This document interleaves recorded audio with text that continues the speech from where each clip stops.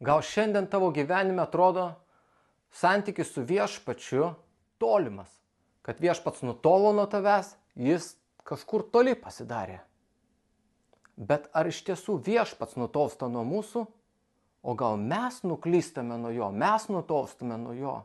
Jeremijo pranašystėje 3 skyriui 22 eilutė viešpats kreipėsi į savo tautą: sugrįžkite, nuklydusiai vaikai, aš atleisiu jums. Tai ką mes matom? Kad vaikai nuklydo, jo tauta nuklydo, kažkur ne ten pasuko, kažkur ne ten judėjo. Ir sako, sugrįžkite, atsigręžkite viešpatį, pajudėkite teisingą kryptį. Ir sako viešpats, aš atleisiu jums. Nesvarbu, ką padarei, nesvarbu, dėl ko nuklydai, svarbu sugrįžti pas viešpatį, o jis pažada atleisti.